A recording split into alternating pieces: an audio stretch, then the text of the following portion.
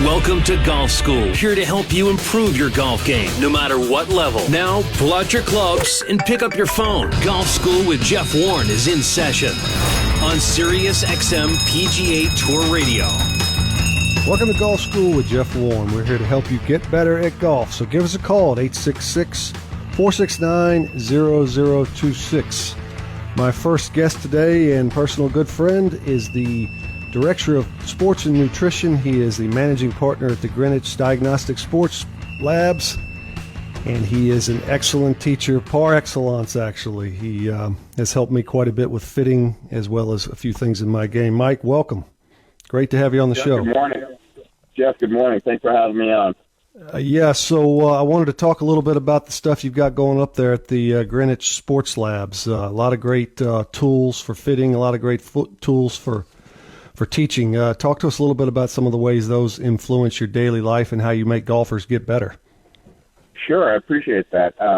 What we have here is the third gears machine on the East Coast. We company out of Oregon called Natural Point made this great computer software called Gears, which can measure and calibrate everything and anything the body does at 360 frames per second using 8 infrared cameras. Basically, it's a motion capture machine that's no different than when they're making avatars in movies like War of the Worlds and all these digital 3D things like in TED.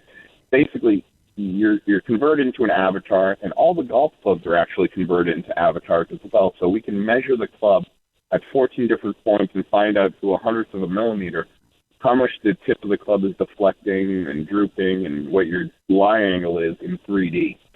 So we can get accuracy to a hundredth of a millimeter and a hundredth of a degree. Unlike traditional club fitting where you're just basically looking at ball flight or using a TrackMan or a radar launch monitor to see your dynamic loft, we can actually find out if your dynamic loft, let's say it's 15 degrees. We can tell you if 10 degrees of that is coming from the shaft and 5 is coming from the head or vice versa.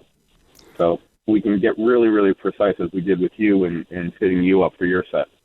Yeah, and I'd say one of the differences, TrackMan is measuring the golf ball, and this machine is measuring not only the golf ball, but it's also measuring your golf club as well as your body.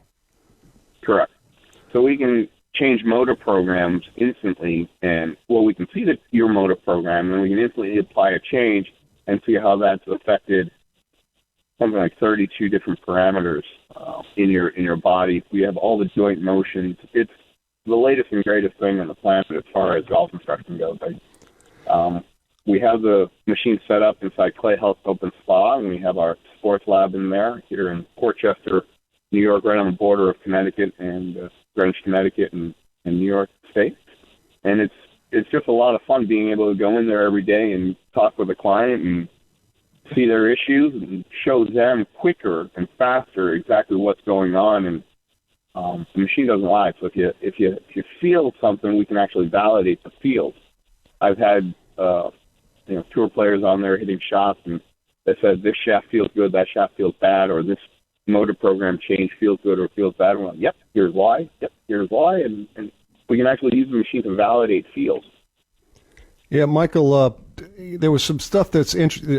Obviously, a lot of the information that you get on Gears, you can sort of piecemeal get with different things, but it's tough to get all at the same time. Maybe a fitting board or video or TrackMan, but you're getting a little more exact information all at once. The thing that I found a little curious was, can you explain to the listeners kind of in layman's terms what shaft deflection and drooping is?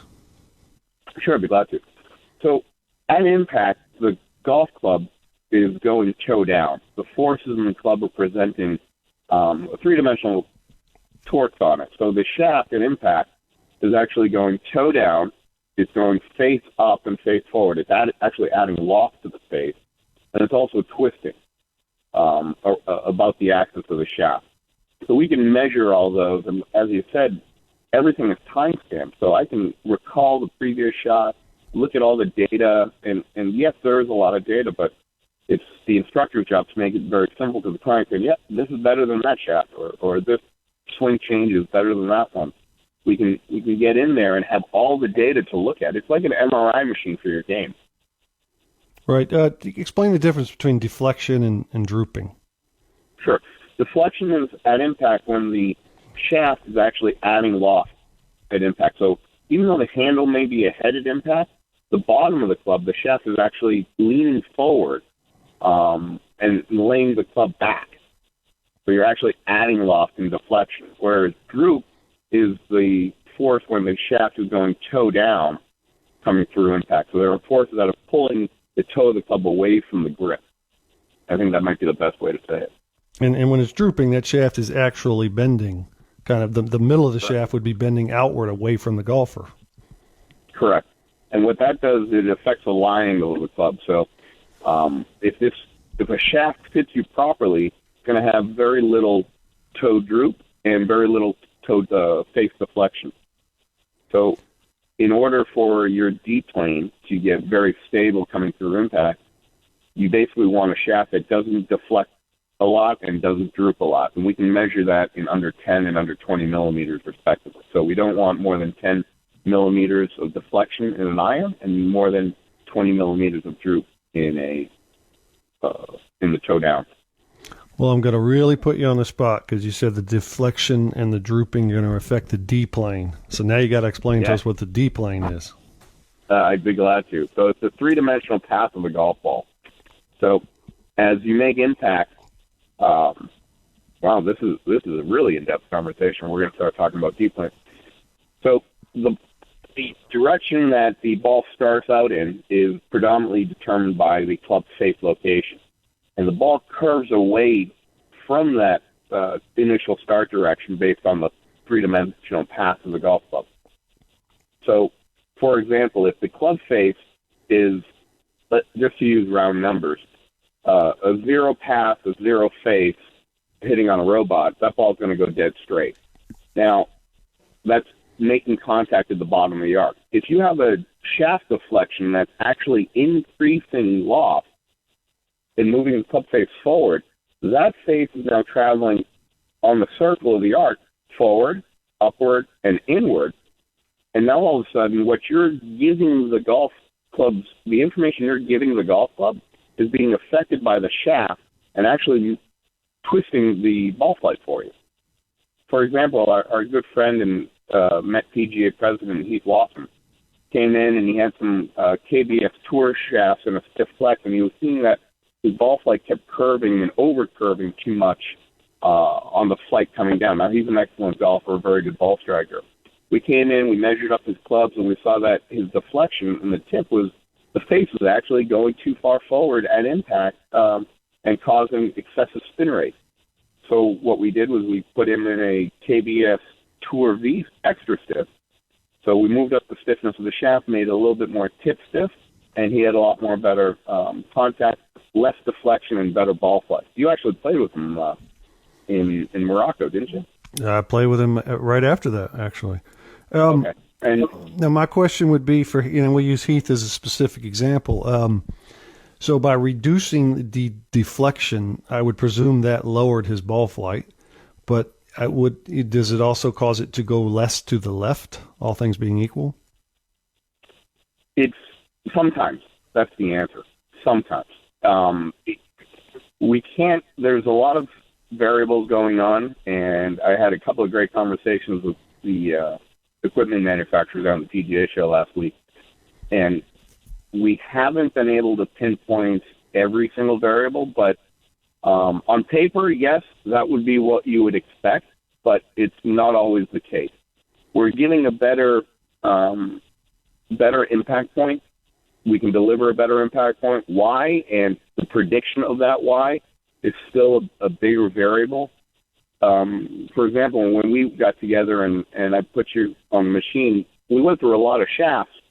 And, on paper, one of these shafts should have worked better than the others, but we tried it, it didn't work, and we just went to the next one.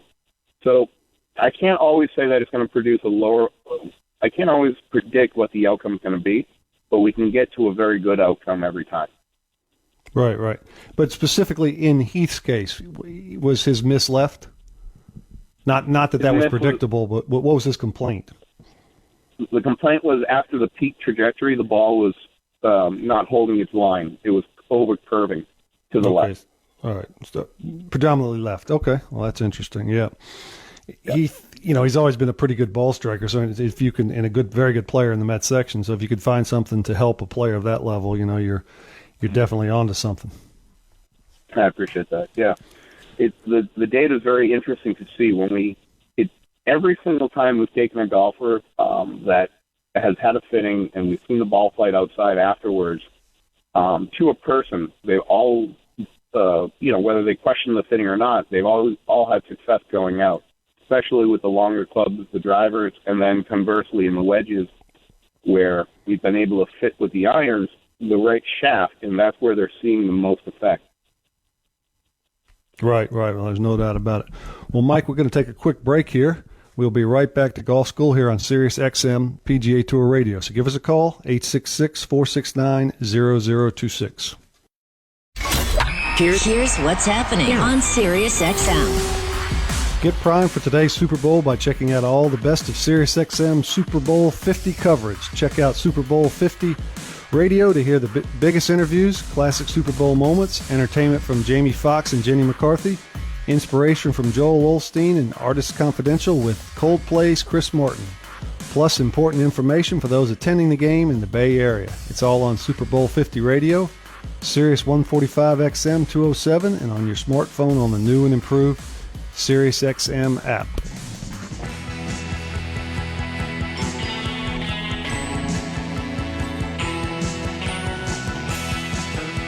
Welcome back to Golf School with Jeff Warne. We're here to help you get better at golf. Mike, we got a caller, and we're going to go right to the phones. We're going to go to Steve in Indianapolis. Good morning, Steve.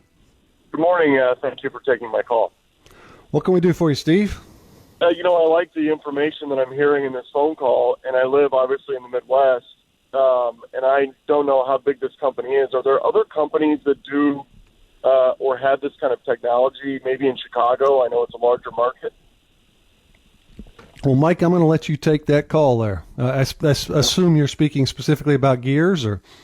Yeah, well, the part that I like about it is the drooping and the flexion because, I'm a scratch handicapper, so I would like to get my iron shaft dialed into.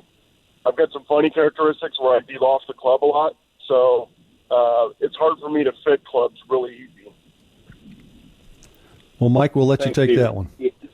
Okay. Hi, Steve. Good morning, and thanks for calling in. We hear your complaints very often, and one of the biggest things that we have is the shaft fitting technology. There's about 30 gears machines all around the world, and we happen to be the only one, or the most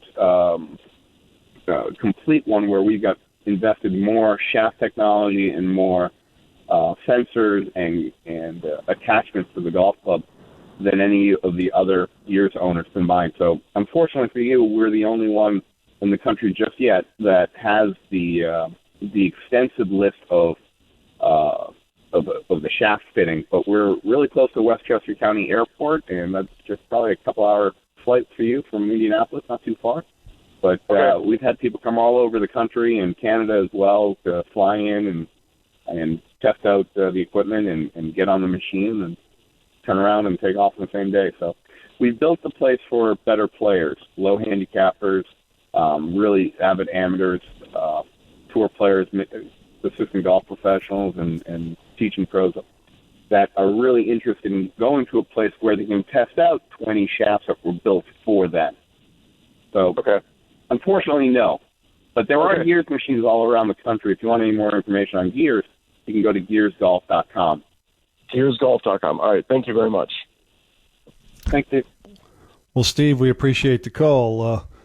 So, Mike, there are 30 machines, and those are all in operation at fitting centers or at various. I know Jim McLean has recently acquired one, and they're working with it, but they're probably not quite where you are yet with all of the different shaft variables and set up to fit. When you say there's 30, do you know specifically anyone else besides Jim McLean who has one that you know? We do. James Lights down in Louisiana has one. Sean Webb has one. Michael Jacobs, correct? I believe he has one down in Long Island. I know Golf Tech has one in their Denver location. My buddy Dennis Sales and John Sinclair down in Texas have one outside of Dallas.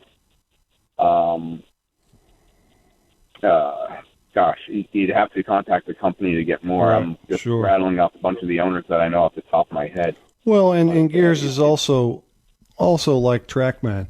It's a very, very useful tool, but again, just because someone has TrackMan, it doesn't make them the best person to fit you. They still have to be. It's like going to a doctor because of the stethoscope. You still want to pick someone with experience and who's good at what they do, not just because of the machine. Agreed. Well, Mike, Mike, kind of want to get into a couple other things. I know I saw you down at the PGA show and you were checking out all the latest and greatest in the technology. Tell me some things that caught your eye. It's interesting. You get a Gears machine, and all of a sudden, everybody wants your opinion on what you've seen over the past year of using. So that was quite interesting, and people have been really extensively talking about wrist drafts as well as pressure plates and force plates and technology. And a lot of people have asked me, "Oh, should I buy a pressure pad?